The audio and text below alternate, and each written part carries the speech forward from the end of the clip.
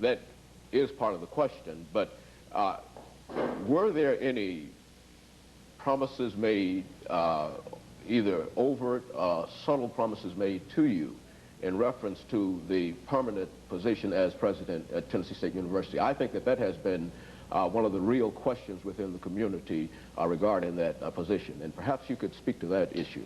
Sure, I'll answer the question straight out. No, there were no promises made of any nature or any kind. The State Board of Regents nor the governor made any promises. They did not commit themselves to me or to any other candidate. I was not under any obligation to accept the position, even if they offered it, and they were under no obligation to offer the position to me. The only commitment we made was that I was to be that I was to be the interim president between the period of July 1st, 1985 and June 30, 1986. And then there were 4 responsibilities that I assumed as the interim president, and those were the ones that were published in the paper. So if I can reiterate, there were no hidden promises to me. There were no commitments that I would be selected president, and nor was I committed to accept an offer if one was made. The only agreement that was made was that I would be the interim president for 1 year, and that I would be a candidate during that period. Well, in view of the most recent situation, would you accept another appointment as an interim president? Well, I think the Chancellor has clearly stated that he wants an interim president who will not be a candidate. And given if that is, if my interpretation of his position is accurate, then my answer is no. I've said all along that I believe a person has to be accountable and responsible for what he does in such an august position. And that means you have to anticipate that you may be around for a number of years. And an interim who is a non-candidate will not be around any more than a year. So I maintain the position I've maintained all along, that I have to be a candidate if I'm going to be an interim. And given that that's my position and the Chancellor's desires are to have an interim non-candidate, I believe we have concluded that on June 30 I should head back to Kentucky or wherever other opportunities are, and he should then bring in an interim who would be a non-candidate.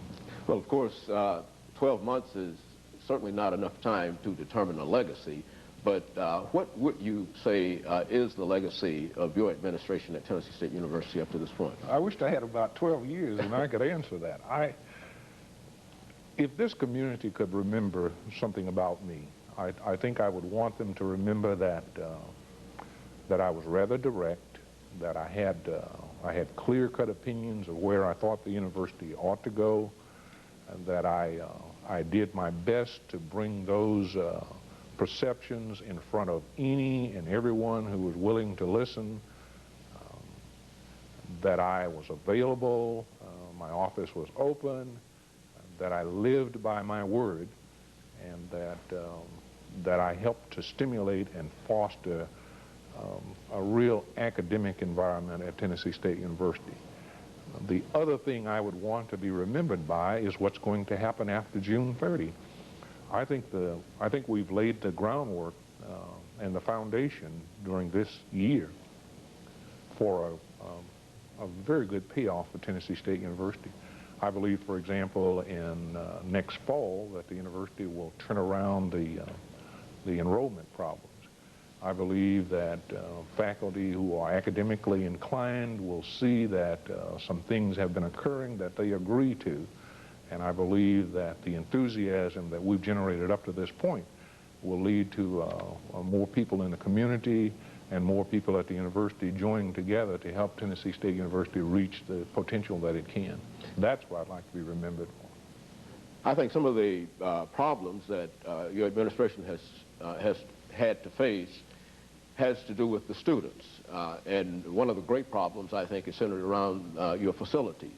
Perhaps you could give us some idea of some of your plans in reference to heating, the dormitories, and other facilities on the campus. And yeah, you know, presidents get blamed for many things, and I think I have to take the responsibility for us having dormitories and a student union that are less than what a university ought to have. And I accept that responsibility because I came here knowing that they were in less than tip-top shape. Over the last year, I have continued the discussions that Dr. Humphrey started. And I think we are now at a position where we are asking the U.S. Housing and Urban Development to provide a grant to us, and we are asking the legislature to float a revenue bond, and the combination of those two sources will provide Tennessee State University with about $6 to $6.5 million. And that $6 to $6.5 million will be dedicated to upgrading the student union and all dormitories on the campus. And if those plans go to fruition after the 1st of July, I believe that starting about January of 1987, the university will begin to upgrade its student union and will also upgrade all of its dormitories. And then our students will have the kinds of facilities that they ought to have so that they can be comfortable and warm and satisfied. So these things are already in the work? Yes, they've been in the works since about Thanksgiving, but we've had to go through the regular state red tape, the bureaucracy that exists to make sure that we are husbanding the state and federal resources. And I wished we could have said to our students in December, tomorrow you're going to have new facilities, but that would have been untrue. What I tried to say is we're working on it, and we've now gotten to a point where we can be much more specific. Very good. We're going to have to pause a minute here, Dr. Peterson. We have a Black Pulse profile series that we would like to introduce at this point.